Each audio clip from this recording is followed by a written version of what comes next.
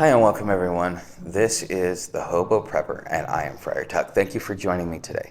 Okay, so I'm going to be talking about improving your mental strength and your mental awareness because, you might even be asking, how does this apply to SHTF? How does this apply to prepping? And this is probably the most important thing that you can do, and it isn't going to cost you any money. It's going to cost you time, effort, energy. And that is something that you as an individual have plenty of. You can always make time for yourself and to improve yourself. I had somebody recently tell me that humans are domesticated, and when society breaks down, we are not going to be mentally strong enough. We are not going to be emotionally strong enough to be able to deal with it, and it could lead to complete chaos. And the difference between being mentally strong and mentally weak is going to be the difference between your survival and not surviving, especially as things break down. Because we've gotten so used to the amenities of having four walls, controlled, heating, air conditioning, indoor plumbing, things like this that we take for granted every day because, we look at our society and say that this is the best we've ever done. This is the safest we've ever been because unlike our ancestors, we don't have to worry about predators out in the wild. We don't have to worry about those things that are coming to attack us in the middle of the night or that may come up on us without us being aware of the situation. And therefore it allows us to specialize in certain things and to grow and evolve as a society in different ways. But if you lose your ability to have your mental fortitude, you're setting yourself up for failure, and you are going to be just like the masses. Okay, so one of the things that I learned being in the hospital most recently is that, because those of you that know about the fact that I've had a work accident, I was hospitalized 11 times in 11 years, and in the last 12 years I haven't been hospitalized. One of the things that I realized when I was in the hospital was how far I've come, how much I've grown, and how much better that I'm doing. And I didn't really need the services like I thought I did, because at the end of the day, I've taken time to work on myself, to improve my mental strength, and to improve who I am as a human being, which allows me to not just be reactionary, but to sit there and see a situation and to be able to adapt, improvise, and overcome to it. Okay. So some of the things that I've learned and some things that I'd like to pass on to you that will help you become better and improve your mental strength so that when those days come, you are not caught off guard. You're not going to be in a reactionary position, and you're able to think your way through it quickly enough so that you can survive and move in the right direction, so that you can position yourself and be in the right area where you need to be. So one of the most important things that I did that really, really helped me was that I do a lot of self-reflection, at least 1 to 2 hours every night. I sit back and I look at not only, how I felt, how my day went, but the emotions that I had. How did I had this emotion? So let's say somebody said something and it offended me. Well, I'm not going to tell that person that it offended me because I need time to process it. You can't just have these knee-jerk emotions and be reactionary, because in a lot of ways either something's going to be misunderstood or you may be reacting wrong. And this is where self-reflection comes in, because you get to ask yourself, what role did I play in this? What is the appropriate reaction? How do I need to handle this? And those things are important as far as self-reflection and looking at what it is that you've done throughout the day, because you may react and show your butt, but you still have the opportunity to improve how you react moving forward, because you've taken the time to look at the reaction in which you had and the cause and effect, and really analyze it to a point to where you're like, okay, this was an appropriate emotion, this was not an appropriate emotion, I misunderstood what somebody was doing.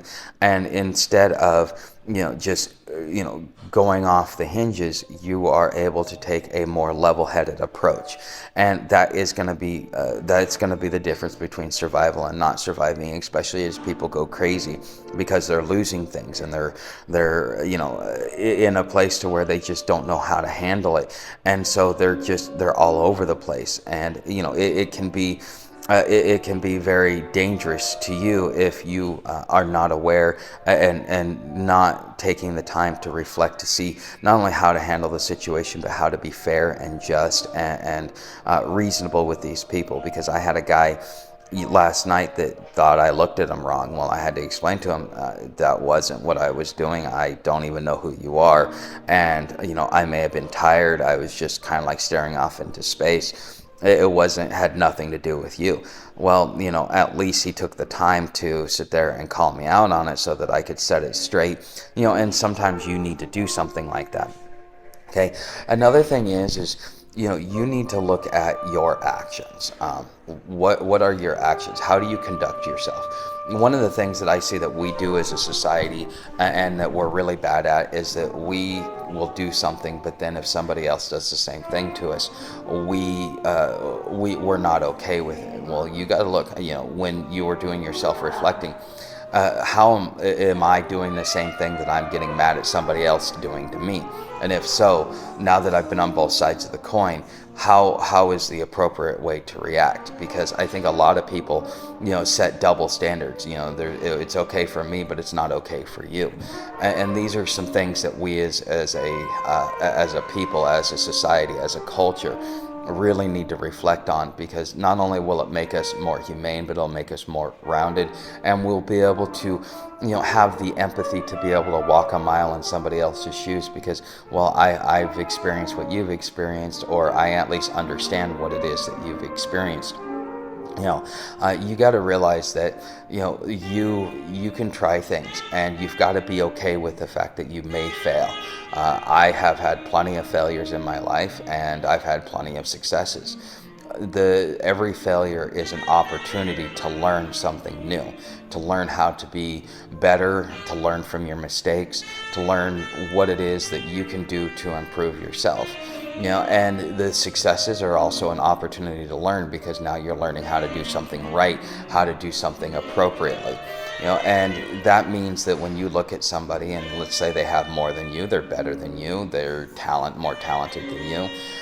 When that happens, a lot of people look at it and they either get envy or jealous, or they look at it and go, well, he has this and I should have it, and so therefore this person is inappropriate, and so on and so forth. And these are things that you don't realize the amount of time, dedication, and sacrifice that somebody's made. Somebody is wealthy. What did they have to do to become wealthy? It's not that they just all of a sudden became wealthy and they have and you don't, and so therefore it's not fair. There are certain things that each individual does to improve and make themselves successful. And if you do these things to make yourself successful, then you as an individual could have the same things that these individuals have. But instead, what we as a society have done, especially with the millennials, is they look at what their parents have done and they just think that they should automatically have it handed to them for one reason or another. And what did the older generations do to be able to get there? They went to college. They took time to improve their skills. They took time to really master what it was that they were doing, so that they could become the best that they were, and therefore they are able to reap the rewards of it. So being envious and jealous of people is a sign of weakness, because you're not willing to put forth the effort and the energy to do what it is that those people did to have the success that they had. And another thing is becoming easily offended, or just having a closed mind. And I think they're both one and the same. The thing is you need to be open to all possibilities. Those of you that see me know that I'm not a Christian, but I still tolerate and work with Christians, because I let them be them, and I'm not going to sit there and try and force my ideals onto another individual. because each person has their own individual experience. And taking the time to really understand this, and these are the things that you're thinking about when you're doing self-reflection, is hey, I like to live this way, this person doesn't. Just because I don't like it doesn't make it wrong. It just means that it's not for me. It's not part of my personality type.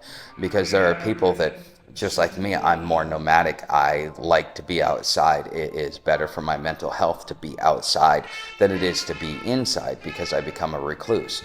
Well, does that make me better or worse than someone? It does not make me either. So, just being able to have an open mind and to be able to be tolerant and accepting of the fact that everybody's different. Everybody has a different way of handling things, a different approach to things. And if the problem with society, especially within the Christian society, is that they want to force you to live like them. This is something that a problem that I even have with my parents, is that they think that I should live a certain way, and so because I don't live that way, then they ridicule me, or they look down on me. And the thing is I have my experiences that have led me down this path to make me the individual that I am. And so, just as they need to be tolerant of me, the fact that they're Christians and that they live life a certain way and that they view the world a certain way, I too need to be tolerant of it, which means I need to have an open mind, which means I need to take a moment and actually understand where they're coming from, what it is that they are doing as an individual, as a collective even, okay?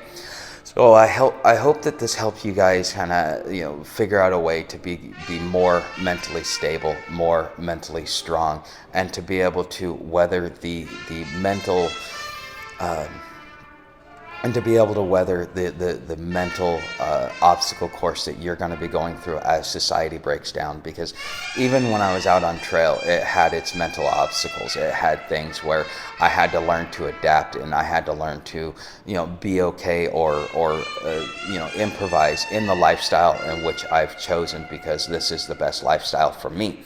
And for you as an individual, these are some things that you need to do to be able to step outside of your comfort zone and to be able to see the world through a different set of eyes. Okay, so if you're a subscriber, thank you for being a subscriber. If you're not subscribed, please subscribe. Also, if you haven't hit that bell notification, make sure to hit that bell notification. If you want to help the channel financially, you can leave a tip down in my tip jar, go through the affiliate links, or come over and become a member of Patreon. There are 4 different tiers. All of that stuff is down in the descriptions, and sometimes even when I do large research, I always put the sources down in the description. So thank you for watching, and I will see you in the next video.